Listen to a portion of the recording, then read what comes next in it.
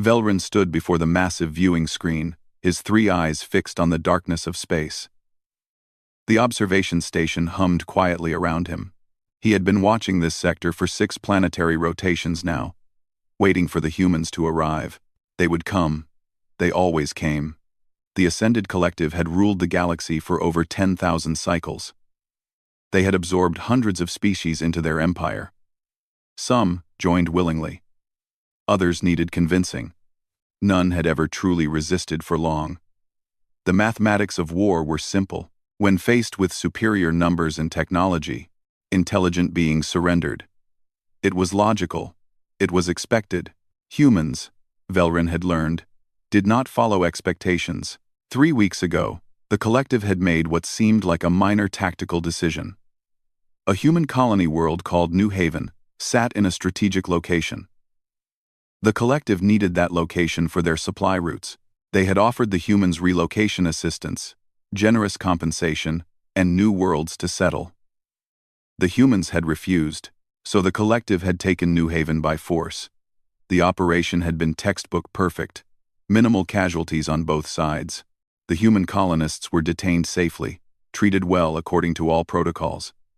Everything had gone according to plan. Velrin tapped his datapad, reviewing the numbers again. The collective had 47 warships positioned around this system. The humans, according to intelligence reports, had only 15 ships available in nearby sectors. The mathematics were clear. Any species that valued survival would negotiate. Perhaps file a diplomatic protest. Maybe ask for their people back through proper channels. A soft alarm beeped. Velrin's middle eye focused on the sensor readings. 15 ships had just dropped out of faster-than-light travel at the edge of the system. Human ships. Velrin felt a flutter of excitement in his primary heart. This was why he had volunteered for this assignment. He was a xenobiologist, a specialist in understanding how different species thought and behaved. Humans were the most fascinating puzzle he had ever encountered. Observation post to collective command. Velrin spoke into his communicator. Human vessels have arrived. 15 ships. As predicted. Acknowledged. Admiral Kyra's voice responded. They will see our numbers and request negotiations. Standard procedure. Velrin was not so certain. He had read every report about human military encounters. Something about their behavior patterns troubled him. They were not behaving like any species he had studied before. The human ships moved forward. Not in a defensive formation, but in an aggressive wedge pattern. They were not slowing down. They were accelerating. Admiral, Velrin said carefully, I believe you should see this. The communication channel crackled. A human voice came through, speaking in clear collective standard language. Collective forces.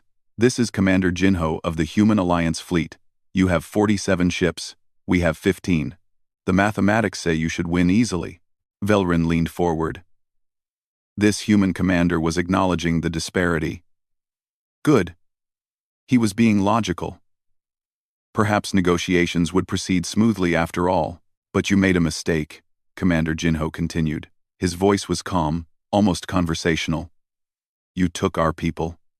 You thought we would calculate the odds and back down. You thought wrong. We're not here to talk. We're not here to negotiate. We're here to take our people back, and we're going through you to do it. The communication ended abruptly. Velrin stared at the screen. His biology training had taught him to recognize stress responses in different species. Fear usually manifested in retreat behaviors. Prey animals ran. Even predators withdrew when facing superior force. These humans were charging forward. Admiral Kira, Velrin spoke urgently into his communicator. The humans are not following standard engagement protocols. They are advancing despite numerical disadvantage. I see it, Velrin. The Admiral's voice was sharp. They are bluffing. Attempting to intimidate us. Our fleet will hold position and destroy any ship that enters weapons range. Their sacrifice will be meaningless. But Velrin was not convinced. He pulled up the tactical display, watching the human ships move. There was something in their formation, something in the way they flew that made his skin prickle. One small human fighter broke formation. accelerating ahead of the main fleet. Sensors identified it as a single pilot craft. The pilot's name appeared on Velrin's screen. Wu Jin, age 23, his first combat deployment. Why would they send a novice pilot ahead of their formation? Velrin muttered to himself. It made no tactical sense. The fighter would be destroyed before accomplishing anything, but the fighter did not attack. Instead, it performed a series of wild maneuvers, spinning and diving in patterns that seemed random. Velrin's tactical computer tried to predict the next move, and failed. The patterns were chaos. Then Velrin understood. They were not random. They were unpredictable. The collective's targeting computers were designed to predict movement based on optimal flight paths. This human was flying in the worst possible way, the most inefficient way. And that made him impossible to target accurately. 3 collective fighters moved to intercept. Wujin's fighter danced between their attack patterns, somehow avoiding fire that should have hit him. He was not better than the collective pilots. He was just doing things no sane pilot would do. The main human fleet opened fire. But they were not aiming at the collective ships. They were firing at asteroids, breaking them apart, creating clouds of debris between the 2 fleets. The debris would make targeting more difficult for both sides, but the collective had better sensors. It should have been an advantage for them, except the human ships immediately dove into the debris field they had created. They are hiding in their own weapons fire, Velrin breathed. His scientific mind raced. They created chaos, and then used chaos as cover. They weaponized unpredictability itself. A collective cruiser fired into the debris field, trying to hit human ships. The shot hit an asteroid fragment instead, creating more debris. The visibility got worse. The collective fleet began to pull back, trying to get clear firing solutions. The humans pushed forward. Captain Mina's voice came over the collective's military frequency. She was broadcasting on their channel, which should have been encrypted. Somehow, the humans had already broken their codes. Collective forces, my name is Mina. I know some of you by name. Kelrith, who has 3 children waiting at home. Torvin, who sends money to his aging mother every cycle. Prescian, who just got engaged last month. I know you because we studied you. We learned about you, not as enemies, but as people. Velrin pulled up the transmission data. This human was speaking directly to individual collective soldiers. Personal information. Accurate information. How did they know these things? We don't want to kill you, Captain Mina continued. But we will go through you if we must. Because you took people who have families too. Who have children waiting. Who have mothers and fathers and partners who want them back. Walk away from this fight. It is not your fight. It is your leader's mistake.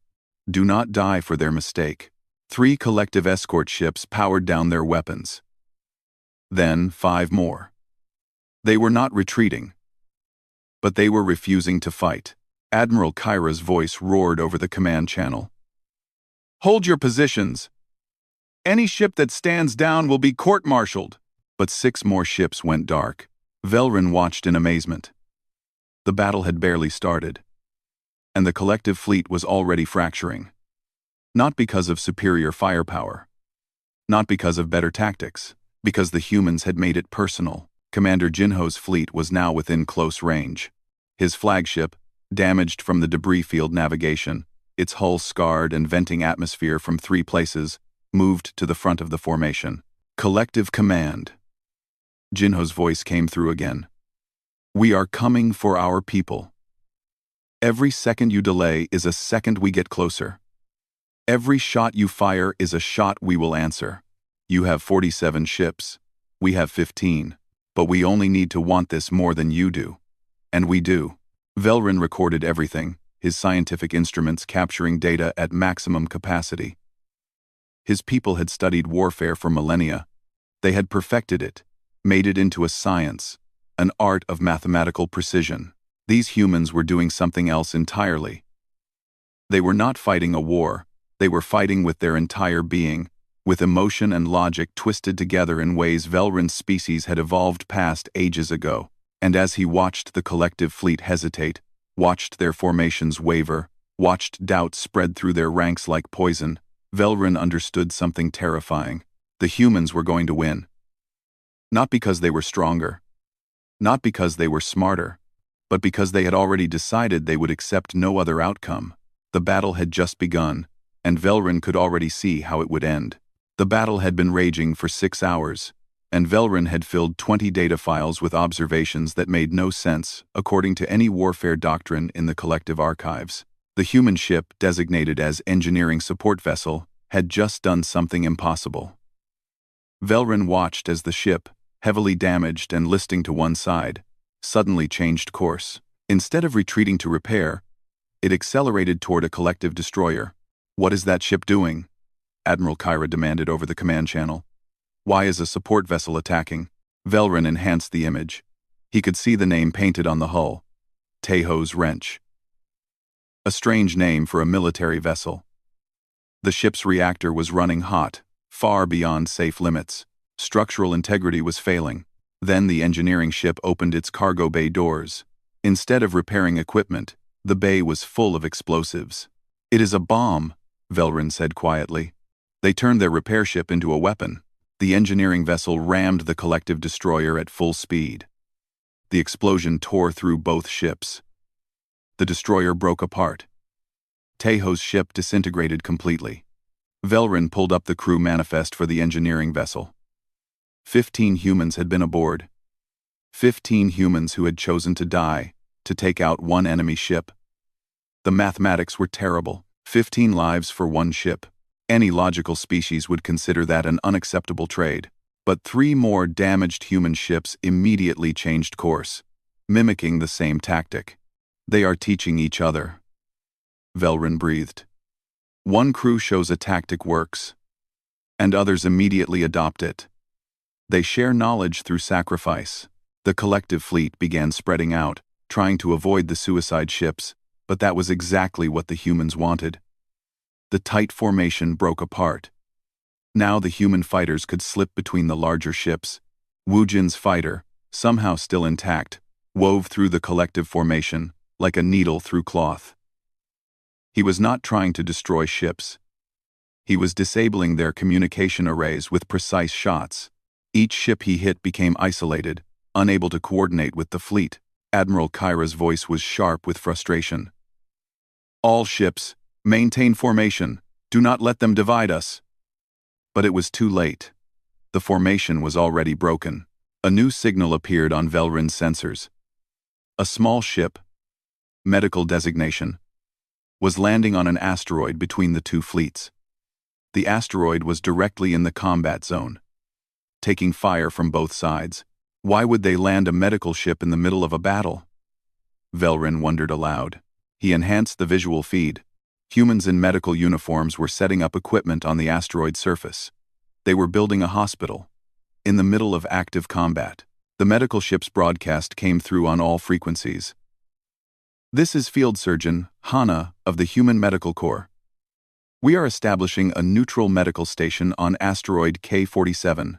All wounded, from any side, are welcome. We will treat everyone. We will not discriminate. We will not ask which side you fight for. You are hurt. That is all that matters." Velrun stared at the screen. This was beyond illogical. This was insanity. They were putting healers in harm's way. A collective fighter, damaged and leaking fuel, changed course toward the asteroid. The pilot was wounded. Velrun could see from the erratic flight path. The fighter landed roughly near the human medical station. Velrun watched as Hana and 2 other humans ran toward the crashed fighter. They pulled the collective pilot out. The pilot raised a weapon. Hana did not run. She simply held up her medical scanner. "You are bleeding internally," Hana said, her voice calm on the broadcast channel. "You have maybe 20 minutes. I can save you. Let me save you." The weapon lowered. The humans carried the collective pilot into their medical tent. Within an hour, 7 more collective ships had landed at the medical station. Then 12. Then 20. "What are they doing?" Admiral Kyra demanded. "Order those ships back to combat immediately." But the ships did not return. The pilots had seen something that broke the logic of the battle. The enemy was saving their lives. Velrin pulled up another feed. Commander Jinho's flagship was broadcasting again. But not on military channels. He was broadcasting on civilian frequencies, the ones families used to communicate with deployed soldiers. Attention, collective forces. Jinho's voice was different now. Softer. Almost gentle. I know you all have families. I know you all have people waiting for you to come home. I have reviewed your personnel files. Kelrith, your daughter's birthday is in 3 days. Torvin, your mother is sick. Prescian, your wedding is scheduled for next month. Velrin felt his heart's beat faster. How did they have this information? These were private records, encrypted, protected. You are fighting for people who do not know your names, Jinho continued. People who will not attend your funerals. People who will send a standard letter of regret to your families and move on. We know your names. We know your stories. And we are telling you this because we want you to understand. This fight is not worth dying for. Your families need you more than the collective needs. This star system, another 6 ships, powered down their weapons. Velrin activated his private channel to Admiral Kyra. Admiral, I need to file an urgent report. The humans are not using conventional warfare. They are using psychology as a primary weapon. Every tactic is designed to make our soldiers question their purpose. I can see that, Velrin, Admiral Kyra snapped. What I need is a counter-strategy. Velrin reviewed his data. There may not be one, Admiral. They are attacking the logical foundation of warfare itself. We fight to minimize casualties and maximize efficiency. They fight to maximize doubt. They make every soldier question if the cause is worth their life. And once that doubt exists, it spreads like a virus. A massive explosion lit up the viewing screen. One of the humans' larger ships had been destroyed by collective fire. Velrin checked the readings. Over 300 human crew had been aboard. This should have broken the human offensive. Losing a capital ship should have forced them to reconsider. Instead, the remaining human ships accelerated. They moved faster. Attacked harder. Their communications channels were full of voices shouting the name of the destroyed ship, using it as a battle cry. They are not becoming demoralized, Velrin said in wonder. Losses make them fight harder. Each death adds fuel to their determination. Captain Mina's strike team had somehow infiltrated past the collective picket line. Velrin traced their approach vector and found something impossible. They had approached in a refugee transport, broadcasting distress signals. The collective, following humanitarian protocols, had let them pass through the lines. Then the refugees had changed course and attacked a supply depot. They used our own mercy against us, Velrin recorded in his notes. They predicted we would not fire on refugees. They were correct. The supply depot explosion cut power to 6 collective ships. Those ships became easy targets for the human fighters. Wu Jin's voice came over the combat channel. For Teho, for the wrench. His fighter destroyed a collective weapons platform. Other human voices joined in. For New Haven, for our families, for every person they took, each human was fighting like the entire outcome depended on them alone. There was no resignation, no acceptance of defeat. Every single person in that fleet had decided that losing was not an option. Velrin pulled up casualty reports. The humans had lost 40% of their fighting strength. By all logical measures, they should surrender now. Preserve the remaining forces. Live to fight another day. Instead, the damaged ships were moving to the front, using themselves as shields for the intact vessels. A small human transport broke through the collective lines. It was heading for the station where the New Haven colonists were being held. Captain Mina was on that transport. Intercept that vessel, Admiral Kyra ordered. 4 collective fighters moved to intercept. The transport did not even try to evade. It simply rammed through the fighters, taking catastrophic damage but maintaining course. The transport crashed into the prison station's docking bay. Velrin watched the security feeds. Humans poured out of the wrecked ship, wounded, bleeding. but moving with terrible purpose. They fought through the corridors. Not with superior weapons, not with better armor. They fought with desperation and determination that made the collective guards hesitate. Hana's medical station was now treating over 60 collective soldiers. They were talking to her, these wounded soldiers, telling her why they fought, asking her why humans fought. "We fight because they are ours," Hana told one wounded collective pilot. "Those colonists on New Haven, we never met most of them, but they are human, so they are family. And you do not abandon family." The pilot stared at her. "You would die for strangers?" "They are not strangers," Hana said simply. "They are us." Velrin understood then. This was the key. The humans did not see themselves as individuals in a military organization. They saw themselves as one collective organism. Hurt one, and they all felt it. Take one, and they all responded. The collective had 47 ships, but they had 47 separate crews, each following orders, each concerned primarily with their own survival. The humans had 15 ships, but they had one united purpose, and every single person was willing to die for it. The mathematics suddenly looked very different. Admiral Kyra's voice came through, strained and tired. "Velrin, they are going to reach the prisoners. We cannot stop them without destroying the entire station. We would kill our own people and theirs. They have maneuvered us into a position where violence only helps them." "Yes, Admiral," Velrin said quietly. "They have been maneuvering us since the moment they arrived. Every tactic, every sacrifice, every message has been designed to put us in exactly this position. They knew we would not kill prisoners. They knew we valued efficiency. They used our own logic as a trap." In the prison station, Captain Mina had reached the holding cells. The colonists were there. Safe, but scared. Mina was wounded, bleeding from a dozen places. But she smiled. "Let us go home," she said. And Velrin knew the collective had lost this battle before it had even begun. The collective had captured 3 human soldiers during the battle.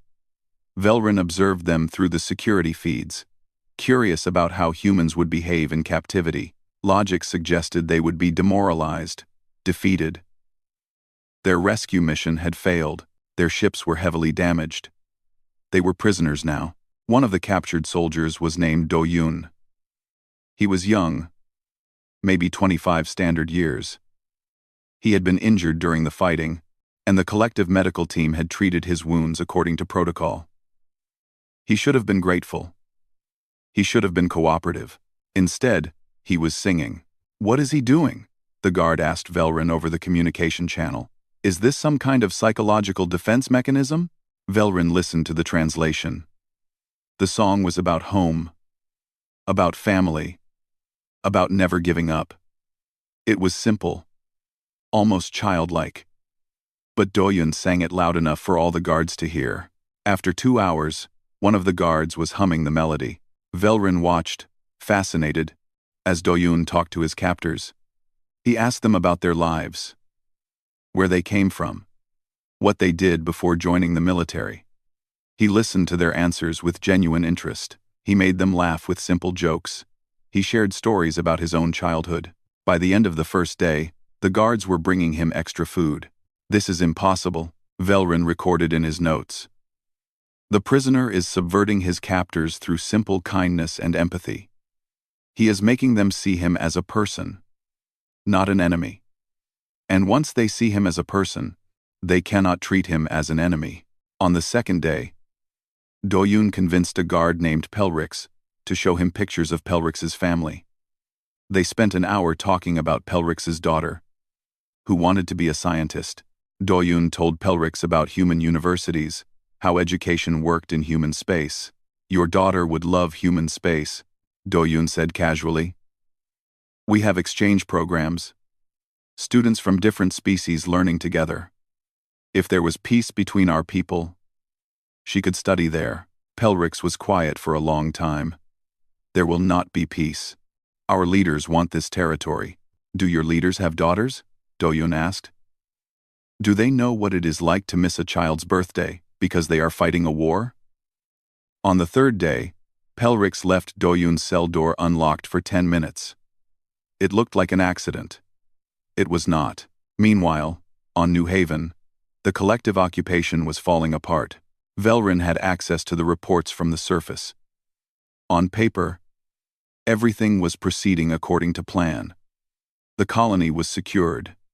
The human civilians were contained. Production facilities were being converted for collective use. It should have been a success, but the reality was different. A human scientist named Nari had organized the civilian resistance. She did not use weapons. She did not lead attacks. Instead, she made the occupation unsustainable through simple non-cooperation. The collective needed the colony's power plants to run. Nari taught the workers how to make small adjustments to the systems, adjustments that looked accidental but caused constant breakdowns. The plants ran at 30% efficiency.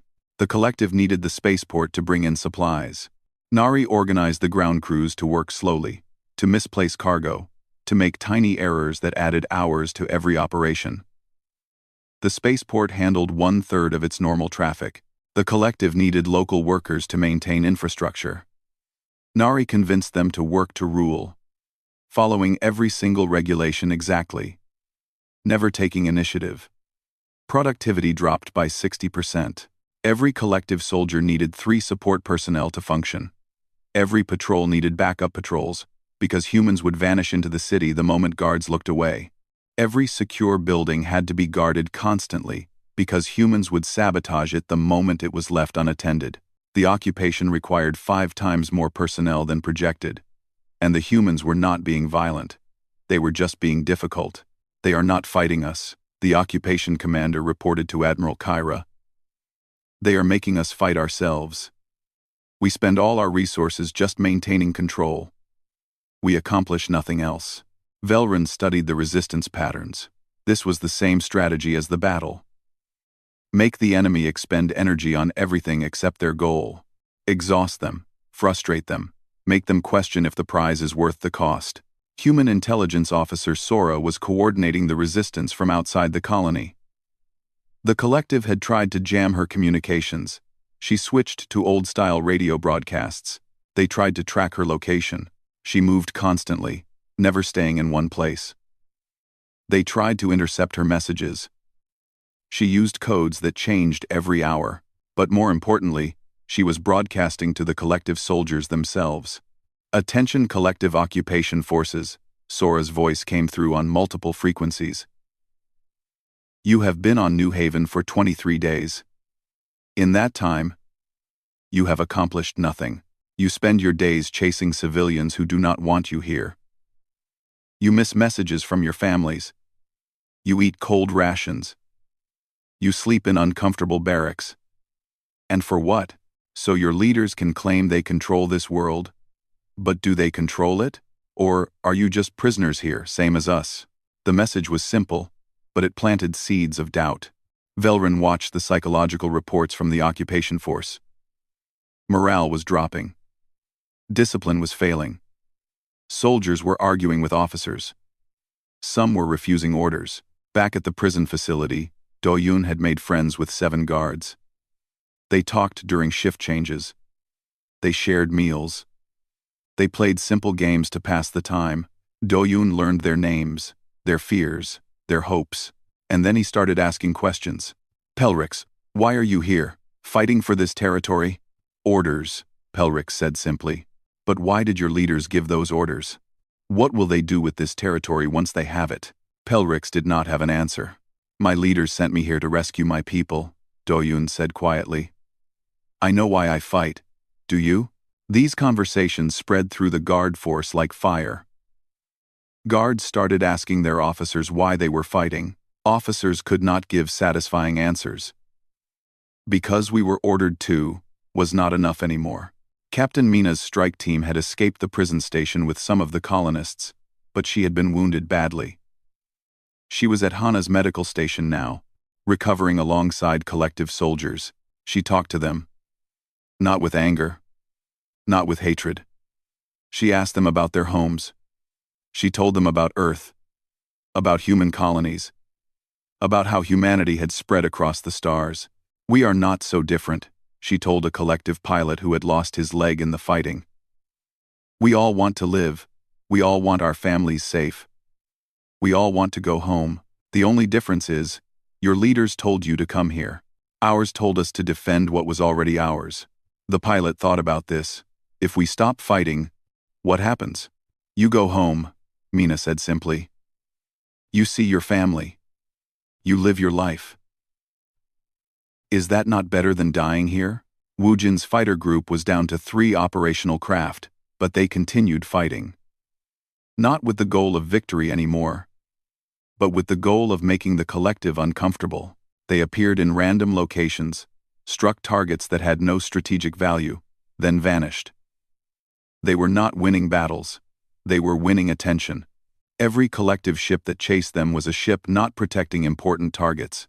Every soldier focused on catching 3 fighters was a soldier not doing their actual job. "They are not trying to win anymore," Velrin observed. "They are trying to make us lose. It is warfare through frustration." Admiral Kyra called a meeting with her command staff. Velrin was included as an observer and advisor. The admiral looked exhausted. The battle had been raging for 8 days. The collective still had numerical superiority, but the fleet was fracturing. "We have lost 32% of our effective fighting strength," Admiral Kyra said. "Not from destruction, but from desertion, injury, and refusal to follow orders. The humans have lost 60% of their fleet, but the remainder is fighting harder than ever. I need solutions." The staff officers offered tactical suggestions. "Concentrate forces. Withdraw to defensive positions. Call for reinforcements." Velrin spoke quietly. "Admiral, none of those solutions will work." "Fort." "Explain." "We are not losing a military battle," Velrin said. "We are losing a philosophical one. Every human we capture becomes a weapon that converts our guards. Every civilian we try to control requires 3 soldiers to watch. Every day we occupy their colony, our troops become more demoralized. The humans are not fighting to destroy us. They are fighting to make us destroy ourselves through exhaustion and doubt." "Then what do you suggest?" Velrin pulled up his data. "Look at these patterns. Every human tactic is designed to make our soldiers ask one question. Why am I fighting? Once that question enters their mind, we have already lost them. The humans know this. They have known it from the start. On New Haven, a collective patrol unit had laid down their weapons. They were not surrendering to humans. They were simply refusing to fight anymore. The patrol leader sent a message to command. We did not sign up to occupy a world that does not want us. We signed up to defend our homes. This is not that. 3 more patrol units followed within the hour. Doyun's cell was now more like a social club. Guards came to visit even when off duty. They brought food, games, stories. They asked him questions about human philosophy, about why humans fought so hard for each other. It is simple, Doyun told them. We decided long ago that some things are worth more than life itself. Freedom, family, dignity. If we surrender those things to stay alive, are we really living? Or are we just existing? One guard, a young soldier named Tevik, asked quietly, What if I do not want to fight anymore? Then do not fight, Doyun said. Walk away. Go home. No one can make you fight, if you do not want to. They will punish me, court-martial me. Maybe, Doyun agreed. But you will be alive. And sometimes being alive and punished is better than being dead and honored. Tevik thought about this for a long time. The next day, Tevik left his post. He walked to the nearest shuttle and flew away. He did not defect to the humans. He simply went home. 30 other soldiers did the same within the week. Velrin compiled his final report for Admiral Kyra. The humans have won, Admiral. Not through superior force, but through superior understanding of what motivates individuals. They have made every one of our soldiers into an individual who must choose, follow orders or follow conscience, and conscience is winning. Admiral Kyra stared at the report. What do you recommend? Withdraw, Velrin said. Negotiate. Give them back their colony. Because the alternative is watching our entire fleet fall apart from within. One soldier at a time, the admiral was silent. Then she asked, "Do you think they planned all this?" Velrin thought about everything he had observed.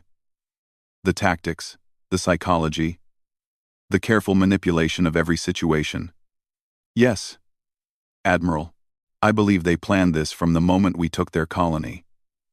They knew exactly how we would respond. And they used that knowledge to engineer our defeat. For the first time in his long career, Velrin felt something he had never felt before. Respect for a species that fought with their hearts as much as their minds, and fear. Because if humans could do this with 15 ships, what could they do with 50? With 100? With 1,000? The galaxy should be afraid. Not of human weapons, but of human will. Admiral Kira called Velrin to her command ship. It had been 12 days since the battle began. The collective fleet was down to 31 functional ships.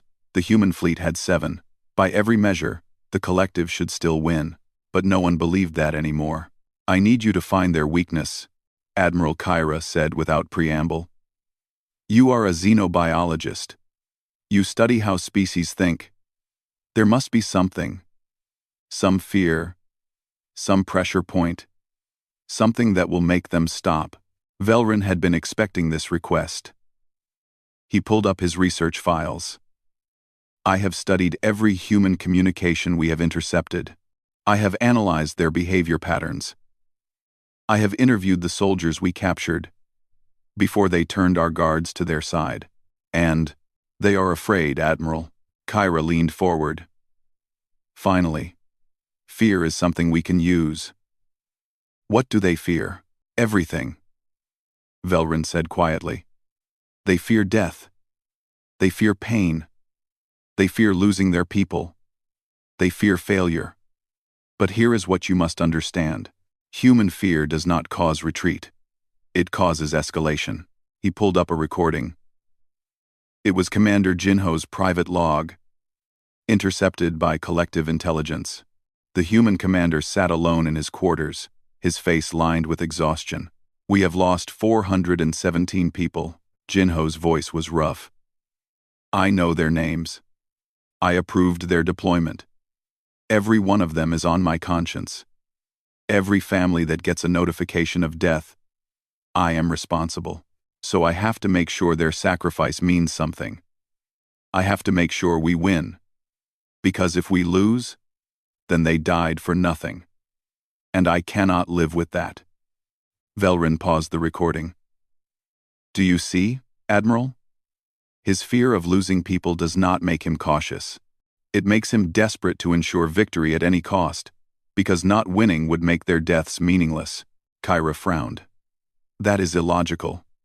He should minimize further casualties by withdrawing. By human logic, withdrawing would dishonor the dead. They must win now, or all previous sacrifice was wasted." The Admiral stared at the screen. "So they will continue fighting, even if it means complete destruction?" "Yes. Even if we offer terms? Even if we negotiate?" "They might accept negotiations," Velrin said carefully. "But only from a position they perceive as strength. If they believe they are losing, they will escalate rather than surrender." As if summoned by their conversation, the communication channel activated. Commander Jinho's face appeared on the screen. He looked worse than in the private log, exhausted, wounded, but his eyes were sharp. "Collective command," Jinho said. "We need to talk." Admiral Kira straightened. "Commander, are you ready to discuss terms of surrender?" Jinho laughed, a harsh sound. "Surrender? No, Admiral. I am here to give you one final chance to leave. We have downloaded our fleet's reactor codes into a shared command system. If I give the order, every human ship in this system will overload their reactors simultaneously. The resulting explosions will destroy everything in a 3 light-second radius. Your fleet, our fleet, the prison station, the colony, everything." Velrin's 3 eyes widened. He pulled up energy readings from the human ships. The reactor signatures were indeed synchronized. This was not a bluff. The system was real. You would kill your own people? Kyra asked, disbelief in her voice. If we cannot save them, we will make sure you cannot keep them. Jinho said flatly. You have 24 hours to release all prisoners and withdraw from New Haven. If you do not, I will give the command, and we all die together. The transmission ended. Silence filled the command center. Finally, one officer spoke. He is bluffing. No species would commit suicide just to deny us victory, but Velrin was already reviewing the data. The reactor configurations were real. The command system was functional. The humans could do exactly what they threatened. It is not a bluff, Velrin said. It must be, another officer insisted. It is illogical. It is insane. By collective standards, yes, Velrin agreed. But remember, humans have already demonstrated willingness to sacrifice everything for their people. Taeho turned his ship into a bomb. Hana set up a hospital in a combat zone. Doyun turned his captivity into a recruitment opportunity. Every human action has shown they value their objectives above their survival. Admiral Kyra paced. We have them outnumbered. We have superior position. We are winning. Are we? Velrin asked quietly. How many of your ships are still following orders? How many soldiers are still willing to fight? How many have deserted or refused orders? We may have 31 ships, Admiral, but how many crews still believe in this fight? The Admiral had no answer. Velrin pulled up his complete analysis. Admiral, I have been studying humans for 14 days now. I have watched them fight. I have seen their tactics. And I have come to understand something crucial. They came here knowing they would probably die. They accepted that outcome before they even arrived.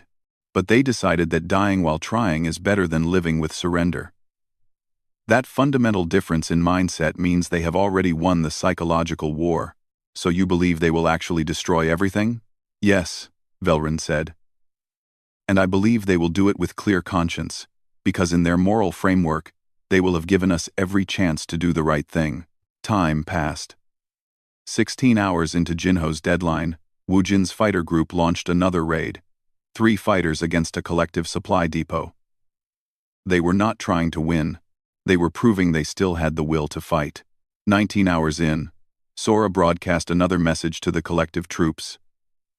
You have 5 hours to make a choice. Follow orders and die. Or walk away and live. Some choices are that simple. 20 hours in, Nari organized the New Haven civilians to sing.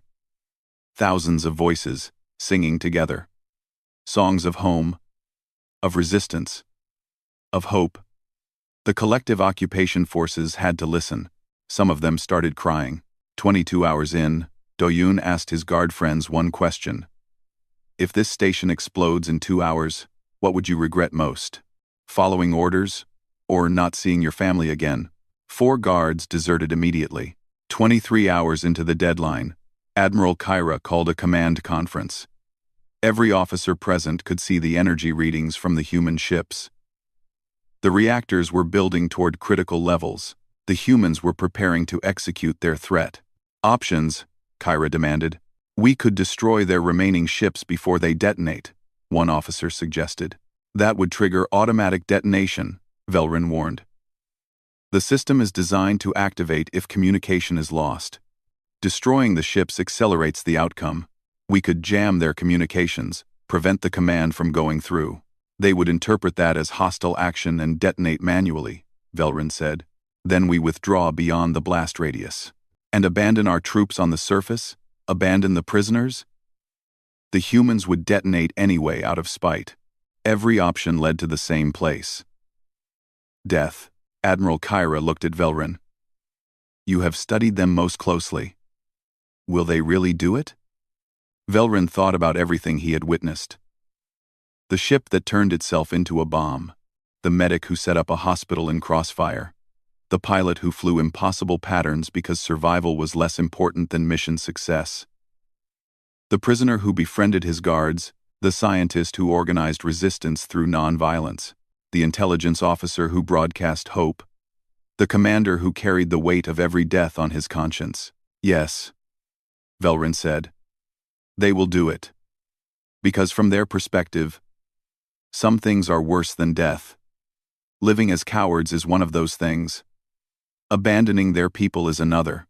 They have decided that mutual destruction is preferable to surrender. And once humans decide something, they do not change their minds easily. Kyra sat back in her chair. Then we have already lost. Yes, Velrin agreed. We lost when we took their colony. Everything since then has been their carefully orchestrated path to this moment. They knew we would not understand their psychology. They used that against us. 10 minutes before the deadline, Admiral Kyra opened a channel to Commander Jinho. We need more time to evacuate our forces. No, Jinho said simply. 24 hours was generous. You have 10 minutes now. Release the prisoners. Order your fleet to withdraw. Or we all die. Those are your only options. You are insane. Maybe, Jinho agreed. But I am also determined. And determination beats sanity. In war, 5 minutes before the deadline, Velrin made a decision. He opened his own communication channel, broadcasting on all frequencies. Using his personal authority codes. All collective forces. This is Velrin, xenobiologist, special observer for this operation. I am issuing an emergency directive under Survival Protocol Alpha. Withdraw immediately. Release all prisoners. Abandon all positions on New Haven. This is not a drill. The humans will destroy this entire system, and they have the capacity to do so. Withdraw now. Admiral Kyra stared at him. You have no authority to give that order. I have authority to save lives, Velrin said. And that is what I am doing. Court-martial me later if you want. But right now, our people need to live. Collective ships began powering down and withdrawing, not because they followed orders, because they believed Velrin. 3 minutes before the deadline, the last collective ship left New Haven orbit. The prisoners were released. The occupation forces evacuated. 2 minutes before the deadline, Admiral Kyra's flagship turned and began its withdrawal jump calculations. 1 minute before the deadline, the only collective presence in the system was Velrin's observation station. Velrin opened a channel to Commander Jinho. All collective forces have withdrawn. New Haven is yours again. Jinho's face appeared on screen. He looked at Velrin for a long moment. Then, slowly, the commander smiled. It was a tired smile, but genuine. Thank you, Jinho said. You saved a lot of lives today.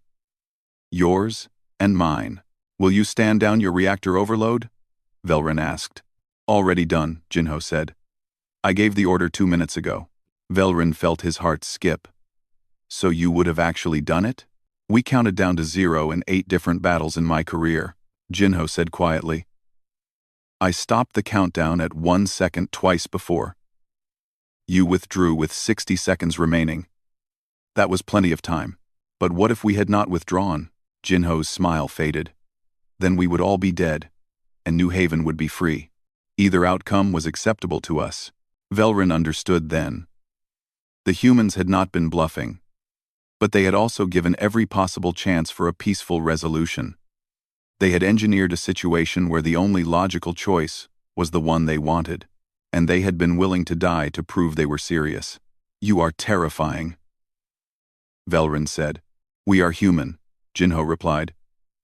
We hope for the best. We prepare for the worst, and we never, ever, abandon our people. The transmission ended. Velrin sat alone in his observation station, watching the human ships slowly power down their weapon systems. They had won, not through superior force, not through better technology. They had won through sheer force of will and the absolute certainty that they would accept any cost, pay any price, endure any sacrifice for their people. The galaxy had learned an important lesson today. Humans could be negotiated with. They could be reasoned with. They could even be friends. But they could never be forced. Because humans would rather die than submit. And that made them the most dangerous species in the universe. 3 weeks after the withdrawal, Velrin stood in the grand negotiation hall on neutral territory. The room was designed for diplomatic meetings between species, with adjustable gravity, atmosphere, and seating to accommodate various forms of life. On one side sat the collective delegation, led by Admiral Kyra. On the other sat the human delegation. Velrin was surprised to see familiar faces: Commander Jinho, looking much healthier than their last encounter; Captain Mina, still recovering from her wounds but standing tall. And at the head of the human delegation, Intelligence Officer Sora. Velrin was present as an observer and expert witness. He would provide analysis and testimony about the battle. But he suspected he would learn more than he would teach. "Let us begin," Admiral Kyra said formally. "The collective is prepared to offer reparations for the occupation of New Haven. We propose financial compensation, technology transfers, and formal apology." Sora smiled slightly. "The collective misunderstands. We are not here for reparations. We are here to discuss alliance." The collective delegation stirred. Velrin leaned forward with interest. "Alliance?" Admiral Kyra repeated. "You fought a war against us. You threatened mutual destruction. And now you want alliance?" "We fought a war to prove a point," Sora said calmly.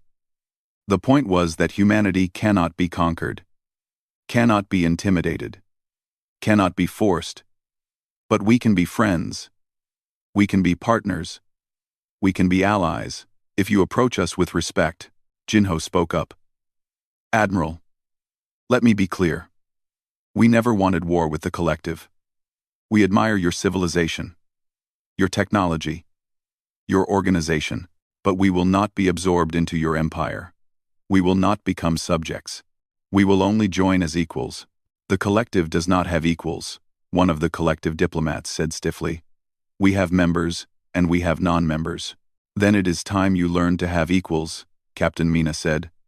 "Because we exist, we are not going away, and you have seen what happens when you try to treat us as inferiors." Velrin watched the exchange carefully. The humans were not angry. They were not threatening.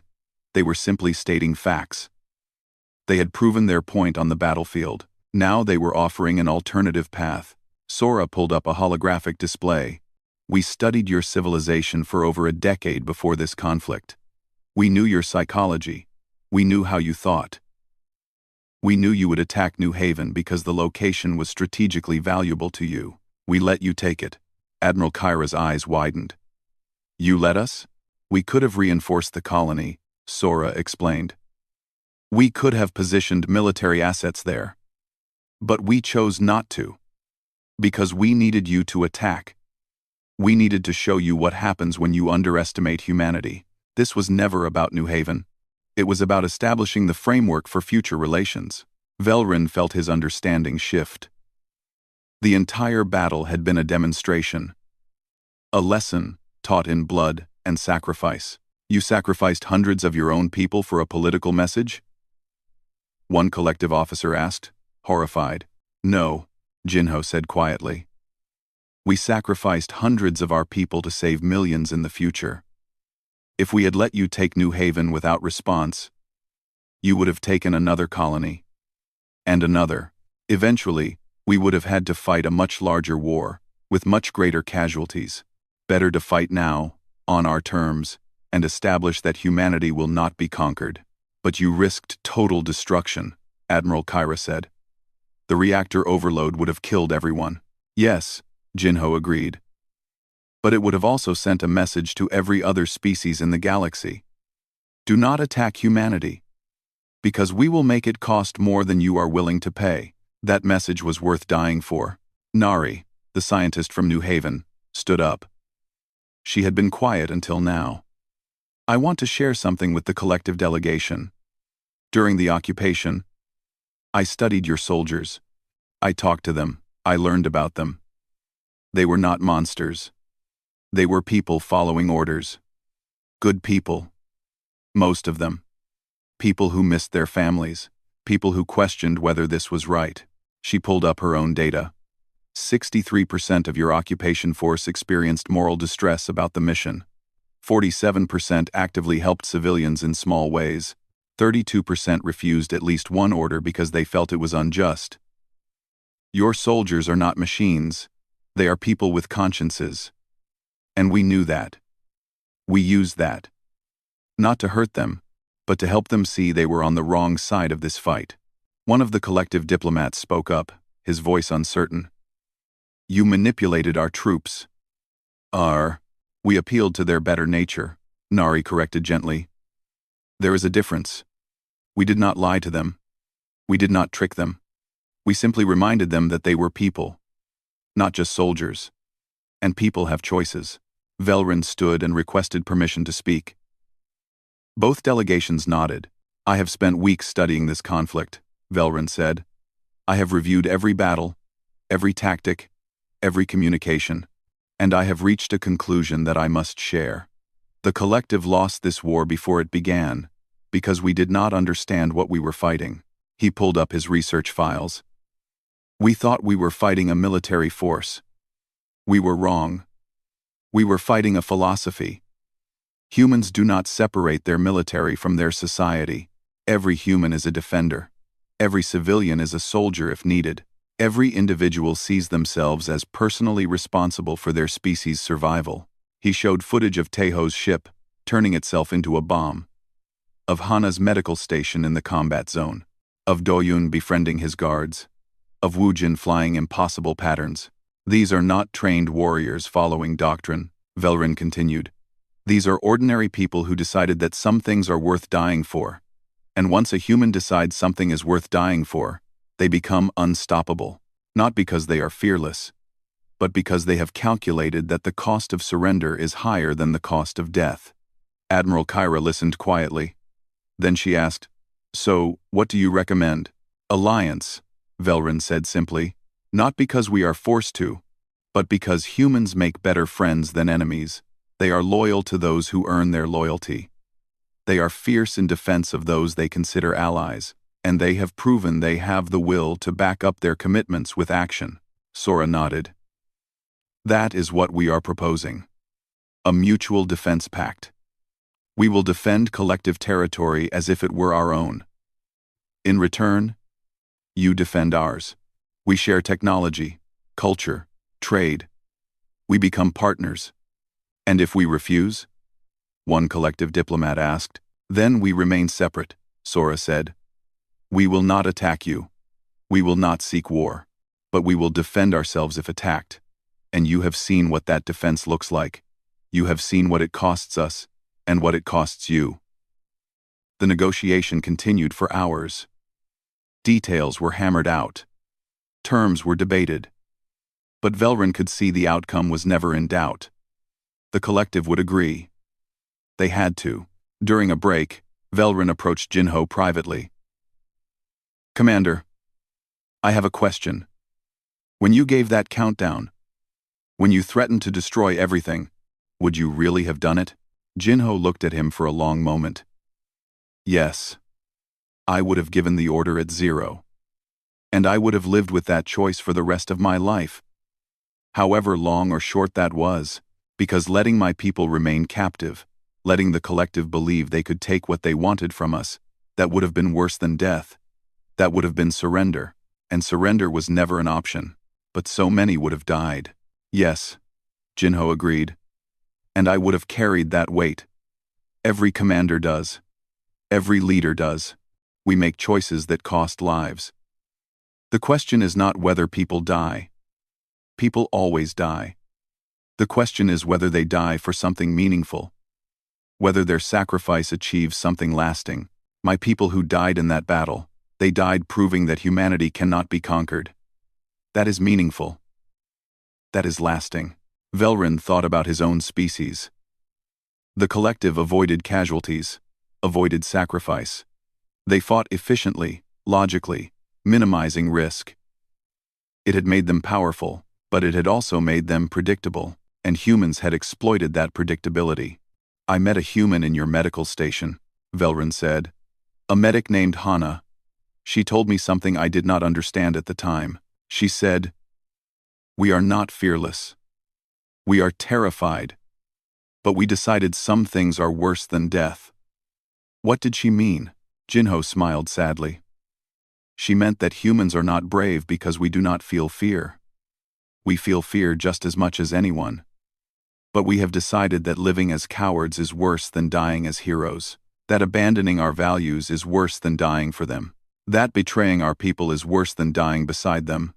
Fear is natural, but letting fear control us is unacceptable. So you weaponized your fear. No, Jinho corrected. We weaponized our commitment to each other. Fear is the enemy. Love is the weapon. We fight because we love our people. We sacrifice because we love our families. We charge into impossible odds because we love our species more than we fear death. The collective fights for territory, for resources, for strategic advantage. We fight for each other.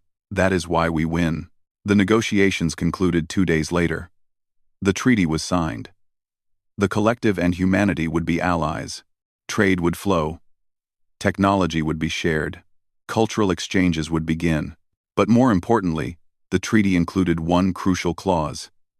Neither side would ever attack the other's civilians. Neither side would ever occupy the other's territory without invitation. Violations would end the alliance immediately. It was not just a treaty. It was a promise. A recognition that humans would rather burn the galaxy than submit to conquest. Velrin returned to his observation station, now redesignated as a joint research facility. Human and collective scientists would work together here, studying the stars, exploring new worlds, pushing the boundaries of knowledge. He wrote his final report, the one that would be studied by every collective strategist for generations to come. The galaxy trembles before humanity not because of their weapons, their technology, or their numbers. The galaxy trembles because humans have weaponized something we have forgotten. They have weaponized their empathy. They fight as if every stranger is family. They charge into hell not because they do not fear it, but because someone they love is trapped inside. They turn enemies into friends through simple kindness. They turn friends into brothers through shared sacrifice. The collective calculated that war with humanity would cost 40% casualties for total victory. We were right about the casualties. We were wrong about everything else, because humans do not fight to win battles. They fight to make opponents choose not to fight anymore. They do not defeat enemies through destruction. They defeat enemies by making them question why they are fighting in the first place. We lost this war not because they were stronger. We lost because they made us realize that winning would cost more than we were willing to pay. Not in ships, not in lives, but in the moral weight of knowing we were wrong. I recommend that the collective never fight humans again. Not because we cannot defeat them militarily, but because victory over humans is indistinguishable from defeat. They will make it cost everything. They will make it personal. They will make you question your cause, your purpose, your very reason for fighting. And once that doubt exists, you have already lost. But I also recommend that the collective embrace humanity as allies, because a species that fights this hard for strangers will fight twice as hard for friends. And I believe, having observed them closely, that humans make the best friends in the galaxy. Loyal, fierce, committed, and willing to sacrifice everything for those they consider their own.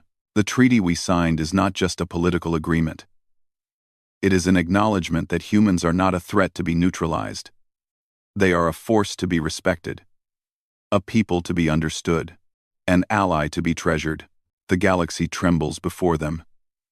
But perhaps, with time, the galaxy will learn to stand beside them instead. Velrin finished his report and looked out at the stars.